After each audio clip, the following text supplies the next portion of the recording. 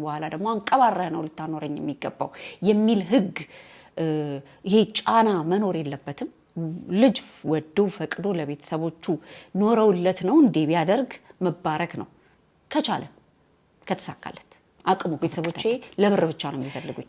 ቤተሰቦቼ ብር እስከልክላቸው ድረስ ነው። ብር የለኝም ያልኩለት ሰላምታም የለም እንኳን አደረሰሽም የለም ሰላም ነሽ ወይ በላሽ ጠጣሽ ወይ ታመምሽ ወይ ስራ እንዴት ነበር ከፋሽ ወይ ብለው እንኳን አይጠይቁኝም። እኔ ለብር ብቻ ነው የምፈልገው በቤተሰቤ ብለው በጣም ብዙ ልባቸው የቆሰለ በጣም ብዙ ልባቸው የታመመ በጣም ብዙ ራሳቸውን የጠሉ ከሰው የተገለሉ በገዛ የወለደኝ ቤተሰቤ ለብር ብቻ ብለው የሚፈልገኝ ከሆነ ሌላው ባዳማ ለምን ይፈልገኛል ብለው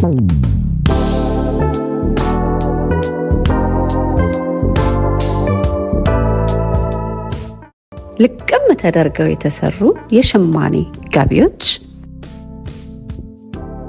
በላብራቶሪ ቴስት ጥራታቸው የተመሰከረላቸው ፈርስት ግሬድ ኦርጋኒክ ሺያ በተር እንዲሁም ካስተር ኦይል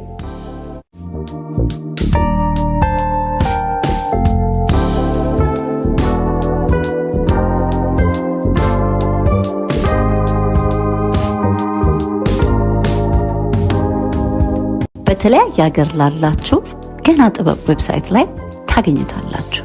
ጤና ይስጥልኝ እንዴት እንደከርማችሁልኛል። ዛሬ ቤተሰብን በተመለከተ አንዳንድ ሰዎች ፌመስ ለመሆን የቤተሰቦቻቸውን ችግር ወይንም ደግሞ በልጅነታቸው ያሳለፉትን ደስ የማይሉ ሁኔታዎች ይነግዱበታል ፌመስ ለመሆን። አንዳንዴ ደግሞ ቶሎ በቃ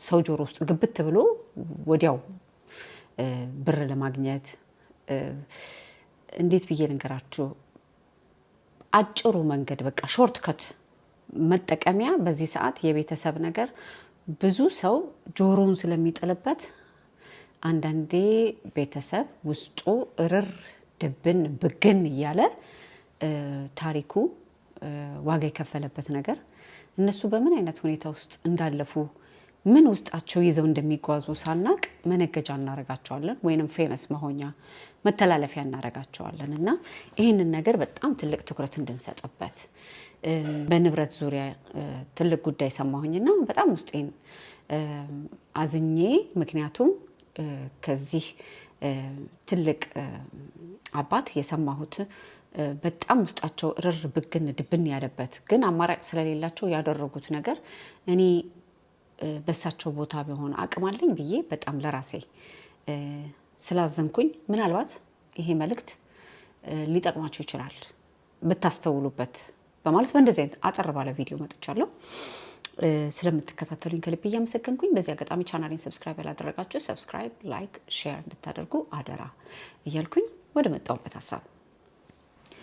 ኑሮ ያቃጠለን አንሶ በሙቅ ውሃ ጥሩ ነው እያሉን ይሄው ሙቅ ውሃውን ተያይዤዋለሁ። ሙቅ ውሃ ጠዋት የጀመራችሁ እስከ ማታ ድረስ መጠጣት ትልቅ ቤኔፊት አለው። እኔ ለራሴ በጣም እየተጠቀምኩት ያለሁት ነገር ስለሆነ በዚሁ አደራ እያልኩኝ ባለፈውም የሰራሁት ቪዲዮ በጣም ብዙዎቻችሁ መስክራችኋል። ሙቅ ውሃ ብላችኋል። ይሁዳችንን እያወራን ሙቅ ውሃችንን እንያዝ በጣም ለብዙ ነገር ይጠቅማል እያልኩኝ ምንድነው አሁን ይሄ በቃ በጣም ብዙ ሰው ቶሎ ፌመስ መሆን ወይንም ደግሞ ብዙ ሰው ቶሎ ሀብታም መሆን በቃ የሆነ ሾርት ከት ላይክ እንዴት ብዬ ልንገራችሁ፣ ቤተሰብ ለፍቶ ገና የለፋበትን ሳያጣጥም ውርስ መጠየቅ በህይወት እያሉ ውርስ መጠየቅ በህይወት እያሉ ይገባኛል ማለት ውርስ ማለት ቤተሰብ ከኖረ በኋላ የለፋበትን ከተጠቀመ በኋላ ከተረፈው በኋላ ይሄ ደግሞ ለልጆቼ ብሎ የሚያስተላልፈው ነገር ነበር እኔ እስከማውቀው ድረስ እንጂ ቤተሰብ በህይወት እያለ ገና የለፋበትን ሳያጣጥም ገና በጣም ብዙ ውጣ ውረድ እያለበት እንደገና ንብረትን ራሱ የለፋበትን ገና ሳይኖርበት ልጅ በጣም በቃ ሀብታም መሆን ስለፈለገ ወይንም ደግሞ ኑሮ በጣም ስለከበደበት የቤተሰብ ንብረት አምጡ ወይንም ደግሞ የተሳሳተ ካርታ የተሳሳተ ዶክመንት ቤተሰብ አያቅም ቆይ እንደዚህ አድርገን እንሸውደው ምናምን ነገር ተብሎ አስፈርሞ ቤተሰብን ብር ወይንም ንብረትን ወደ ራስ ማድረግ ምንም ዘለቄታ አይኖረውም። ጊዜያዊ ሀብት ነው፣ ሩቅ መንገድ አያስኬድም። እንደውም ቤተሰብ ኑሮበት እቺን ደግሞ ለልጄ ብሎ መርቆ ባርኮ ከዛ በኋላ ሲሰጥ ያ በረከት ይኖረዋል። ቀጣይ ሌላ በረከትንም ያመጣል። በቃ ብክንክን አያረገንም ብዬ ገምታለሁና ይሄ በጣም በጣም በጣም በሚያሳዝን አይነት ሁኔታ እኔ በመኖርበት ከተማ አንድ ትልቅ አባት የትልቅ ድርጅት ባለቤት 2 ሴት ልጆቻቸው አባትየው አሁን 75 ዓመቱ ሆኗል። ከዚህ በኋላ ደግሞ እሱ ባተረፈው ንብረት እኛንን መኖር ያለብን እሱ ኖሮ ከዚህ በኋላ እንደውም ጭራሽ ንብረታችንን ወደኛ መሰብሰብ አለብን። እሱ በህይወት እያለ እሱ በደንብ ገና ስቲል ስራው ላይ አክቲቭ ሆኖ ስራው ላይ ልጆቹን እንደ ኃላፊነት አስቀምጦ ግን ስራው ላይ የራሱ አስተዋጽኦ እያደረገ ባለበት ሰዓት የተሳሳተ ዶክመንት በጠበቃ በደንብ በተቀነባበረ አይነት መልኩ አዘጋጅተው እኚህን አባት ያስፈርሟቸዋል ማለት ነው። እና አባት ደግሞ ከልጆቹ በላይ ምን አለ አይደል እንዴ?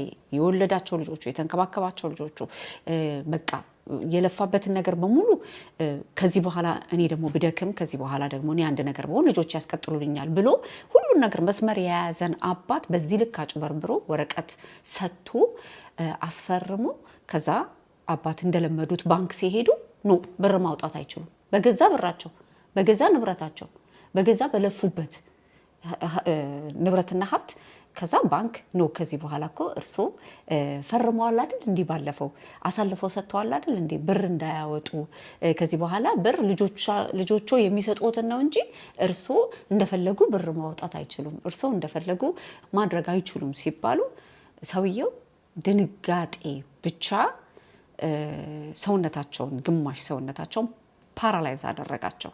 በቃ ልጆቼ በዚህ ልክ እንዴት ሊያጭበረብሩኝ ይችላሉ? እኔ ባልተስማማሁበት በወረቀት በፍርድ ቤት በጠበቃ የተቀነባበረ ወረቀት አስፈርመው እንዴት ለነሱ ነው ዞሮ አልካድኳቸውም። ምንም ያጎደልኩባቸው ነገር የለም። እንዴት በገዛ ንብረቴ በዚህ ልክ ያጭበረብሩኛል ብለው ሰውነታቸው ግማሽ ሰውነታቸው ፓራላይዝድ ነው የሆነው። በጣም ስንሰማ በጣም ነው ያዘንነው። ከዛ ሰውየው በተለያየ ሕክምና ተደረገላቸው። ትንሽ መለስ በጣም ጤነኛ የነበሩ ሰውዬ ነው የምላችሁ። እና ይሄ አሁን እኔ በኖርኩበት ከተማ ላይ ሀፕን ያደረገ ነገር ነው። ብዙ ሰው ያዘነበት። አሁን እነዚህ እህትማማቾች አባታቸውን በዚህ ልክ አጭበርብረው ያንን ንብረት የፈለገ ስማርት ቢሆኑ የፈለገ የተማረ ቢሆኑ ከፈጣሪ ግን የተረገሙ ናቸው። ምክንያቱም አባቷቸው መርቋቸው በቃ በፈልጉ ፈቅዶ ወዶ ያደረገው ነገር አይደለም። በራሳቸው ስማርትነት ነው ያንን ነገር ወደ ራሳቸው ጥቅልልልልል አድርገው ተመካክረው ከአባታቸው እንትን ያሉት የቀሙት። እንደኛ አይነት ነገሮች በሀገራችንም በጣም እየተሰማ ነው። ቤተሰብ ማንበብ አይችልም። ቤተሰብ ስለ ያምነኛል ልጁ ነኝ ብሎ ስንት ልጆች ናቸው ቤተሰቦቻቸውን በማጭበርበር የተለያየ ካርታ የተለያየ ፊርማ አስፈርመው ንብረታቸውን ወደ ራሳቸው የሰበሰቡባቸው ንብረታቸውን ማስተዳደር እንዳይችሉ የተነፈጉ የገዛ ብራቸውን ማውጣት ማንቀሳቀስ ኢንቨስት ማድረግ እንዳይችሉ አንተ አታውቅም አርጅተሃል አንተ አታውቅም ከዚህ በኋላ ጭንቅላትህ አይሰራም የዘመኑ ሰው አይደለህም አልፎብሃል ተብለው ከገዛ ንብረታቸው ከገዛ ከለፉበት ነገር ባይተዋር የተደረጉ እና ይሄ ሰይጣናዊ በጣም መጥፎ ብር አምላኪ መንፈስ ነው። እና እንደነዚህ አይነት ነገሮች በጣም በጣም በጣም አጥብቀን እንደ ማህበረሰብ ልንቃወም ይገባል። በሰውም ሲደረግ ልንቃወም ይገባል። እንዲሁም ደግሞ ወላጆችም ደግሞ ጠንቀቅ ማለት ይጠበቅብናል። በዛው ልክ ደግሞ ብዙ ልጆች አሉ ደግሞ እንደ ዲያስፖራ እኔ በማዘወትርበት እንግዲህ በኢሮፕ በተለያየ በአሜሪካ በተለያየ ቦታ ኮምፕሌን የምንሰማው ቤተሰቦቼ ለብር ብቻ ነው የሚፈልጉኝ ቤተሰቦቼ ብር እስክልክላቸው ድረስ ነው ብር የለኝም ያልኩለት ሰላምታም የለም እንኳን አደረሰሽም የለም ሰላም ነሽ ወይም በላሽ ጠጣሽ ወይ ታመምሽ ወይ ስራ እንዴት ነበረ ከፋሽ ወይ ብለው እንኳን አይጠይቁኝም እኔ ለብር ብቻ ነው በፈልገው በቤተሰቤ ብለው በጣም ብዙ ልባቸው የቆሰለ በጣም ብዙ ልባቸው የታመመ በጣም ብዙ ራሳቸውን የጠሉ ከሰው የተገለሉ በገዛ የወለደኝ ቤተሰቤ ለብር ብቻ ብለው የሚፈልገኝ ከሆነ ሌላው ባዳማ ለምን ይፈልገኛል ብለው በጣም ራሳቸውን ጎድተው ከቤተሰብ ተገለው ራሳቸውን እንደማይፈልጉ አድርገው በጣም በተለያየ ዲፕሬሽን ውስጥ የሚጎዱ ብዙ እህቶቻችን ብዙ ወንድሞቻችን አሉ እና ይሄ በጣም ሊነገር የሚገባ ነገር ነው። ሁሉ ጊዜ እየተወጣ ሊጮክለት ሊመከር የሚገባ ነው። ልጆች ወላጆቻቸውን ለብር መፈለግ የለባቸውም። እንዴት ብዬ ልንገራቸው? አንዳንዴ ልጆቻችን የሆነ ነገር መጫወቻ ሲፈልጉ ማማ ትገዥልኛለሽ፣ ባባ ትገዛልኛለሽ ምናምን ነገር ብለው እንደ ልጅ እንደ ቀልድ እንትን የሚሉት ነገር አለ። አንዳንዴ እሺ ልንላቸው እንችላለን፣ አንዳንዴ እምቢ ልንላቸው እንችላለን።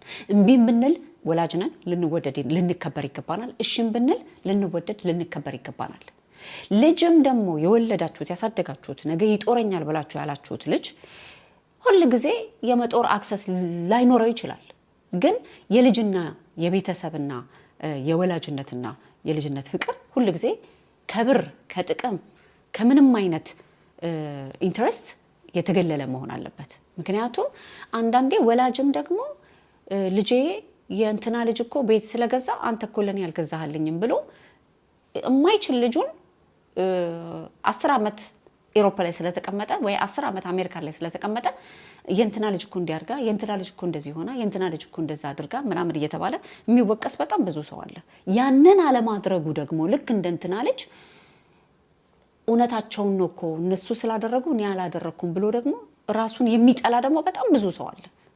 ልጅ ሆኖ ማለት ነው ለቤተሰቦቹ ማድረግ ስላቃተው እና ማድረግ የቻሉ ልጆች ያድርጉ፣ እሰየው፣ የተባረኩ ናቸው፣ እግዚአብሔር ረድቷቸዋል። ማድረግ ያልቻሉም ልጆች እሰየው፣ እግዚአብሔር ስላልረዳቸው ነው። ቢረዳቸው ኖሮ እነሱም ማድረግ ይፈልጉ ነበር። ግን አንዳንዴ ደግሞ ሰው ሁሉ ይሳካለታል፣ የወጣ ሁሉ ይከናወነለታል፣ የወጣ ሁሉ ትርፋማ ነው ማለት አይደለም። ስለዚህ ፍቅር የቤተሰብ ቦንድ የቤተሰብ የሚያስተሳስር ፍቅር ከወላጅም ዘንድ ለጥቅም መሆን የለበትም፣ ከልጅም ዘንድ ለጥቅም መሆን የለበትም። ወላጅም በልጁ መጠቀም የለበትም። እንዴ እኔ እስከዛሬ ድረስ አስተምሬያለሁና ከዚህ በኋላ ደግሞ አንቀባረህ ነው ልታኖረኝ የሚገባው የሚል ህግ ይሄ ጫና መኖር የለበትም። ልጅ ወዶ ፈቅዶ ለቤተሰቦቹ ኖረውለት ነው እንዴ ቢያደርግ መባረክ ነው፣ ከቻለ ከተሳካለት አቅሙ ከፈቀደለት። ካልቻለ ግን ልጄ ኧረ ኑርልኝ፣ መኖርህ ራሱ ለኔ ሀብቴ ነው፣ መኖርሽ ራሱ ለኔ ሀብቴ ነው ብለን እኛ ሀበሾች በአገር ቤት ያለን እናቶች አባቶች የኑሮ ውድነት እንዳለ ሆኖ የኑሮ አስቸጋሪነት እንዳለ ሆኖ ግን ባይሳካለት ነው እንጂ ልጄ ባይሳካላት ነው እንጂ ልጄ በእኔ አትጨክንም ብለን ልጆቻችን ላይ ትልቅ የፍቅር ስሜት ሊኖረን ይገባል። የእንትና ቤት ልጅ አሜሪካን በሄደች በ3 ዓመቷ ቤተሰቦቿን በደንብ አርጋ ቀየረች ምናምን ተብሎ ልጅን በቃ ሁሉ ጊዜ አንተማ 10 ዓመት ተቀመጠህ እኔን መዞር ብለህ ታየኛለህ። ያ ልጅ ወይንም ያች ልጅ 10 ዓመት አሜሪካን ብትቀመጥ 10 ዓመት ኢሮፕ ብትቀመጥ 15 ዓመት ሌላ ሀገር ብትቀመጥ ምን ውስጥ ሆና ነው ልጅ ያልቻለችው ብለን ልንጠይቅ ይገባል። ምን ሆና ይሆን ልትነግረኝ አልፈለገችው? ምክንያቱም አንዳንዴ ለቤተሰቤ ምንም ሳላደርግ ብለው ይሉንታ ያያዛቸው ቤተሰቦቻቸውን እያፈቀሩ ግን አለማድረጋቸው የበታችኝነት ስለሚያሰማቸው፣ ጥፋተኛነት ስለሚያሰማቸው፣ ኃጢአተኛነት ስለሚያሰማቸው ራሳቸውን እያገለሉ በዲፕሬሽን ወይንም ደግሞ በተለያየ የአእምሮ በሽታ በቃ በተለያየ ጉዳት ውስጥ ያሉ ዲያስፖራዎች አሉ። ይሄ ሊወራ ይገባል፣ ይሄ ሊነገር ይገባል፣ ይሄ ሊመሰከር ይገባል እና በጣም ትልቅ ትኩረት ልናደርግ ይገባል። ይሄንን ነገር በጣም ብዙዎቻችሁ ኮሜንት ላይ ስለጻፋችሁ ይሄንን ቪዲዮ አጠር ባለ አይነት መልኩ መልእክት ማስተላለፍ ፈልጌ ነው። ብዙ ዲያስፖራዎች ናቸው ይሄን ነገር በውስጥ መስመር የምጽፉልኝ። ወላጆቼ ብራምጪ ነው ላኪልኝ ነው ላኩልኝ ነው፣ የእንትና ልጅ መኪና ቀየረች ለእናቷ፣ የእንትና ልጅ ትልቅ ቪላ ቤት ሰራች ለአባቷ፣ የእንትና ልጅ እህቷን ድል አርጋ ደግሳ ዳረች፣ የእንትና ልጅ እኮ እንደዚህ ሆነች። ይሄ በጣም በጣም በጣም በማህበረሰባችን ላይ ትልቅ ጫና እያመጣ በተለይ በዚህ ኢሮፕ ኑሮ ተወዷል፣ አሜሪካን ሀገር ኑሮ ተወዷል። በዚህ ሰዓት ህጎች ኮምፕሊትሊ በብርሃን ፍጥነት እየተቀያየሩ ነው። ሰው በጣም ብዙ ፍራቻ ላይ ነው ያለው። ያለውን ሁሉ ሊያጣ ይችላል ብሎ የሚፈራበት ሰዓት ነው ያለው። አንዳንዴ ደግሞ ቆይ ልጆቻችን እኮ እዛ ሆነው እኮ በጣም ትልቅ ዋጋ እኮ እየከፈሉ ነው ብለን ልጆቻችንን አዲስ አበባ ያለን ቤተሰቦች፣ ኢትዮጵያ ያለን ቤተሰቦች፣ አገር ቤት ያለን ቤተሰቦች ልጆቻችንን ጤና ያርግልን፣ ልጆቻችንን ሰላም ያኖርልን፣ ልጆቻችንን በሙሉ ሰውነታቸው ጤነኛ ሆነው የምናገኛቸው ያድርገን ብለን ትልቁን ምኞት፣ ትልቁን ጸሎት፣ ትልቁን ስለት እለት ልናስገባ ይገባል። እና ባካችሁን በጣም ብዙ ሰው ነው የሚጽፍልኝ፣ በጣም ብዙ ሰው ነው ቮይስ ሜል የሚልክልኝ። ጠቃሚነት አይሰማኝም። ቤተሰቦቼን መጦር አልቻልኩም። ኑሮዬን ማሸነፍ አልቻልኩም። ኑሮ ከበደኝ። ለራሴ እንኳን ወር መድረስ አቃተኝ። ቤተሰቦቼ ደግሞ ብር ካላኩላቸው አይፈልጉኝም የሚሉ በጣም ብዙ ሰዎች ናቸው በውስጥ መስመር ቴክስት የሚያደርጉልኝ።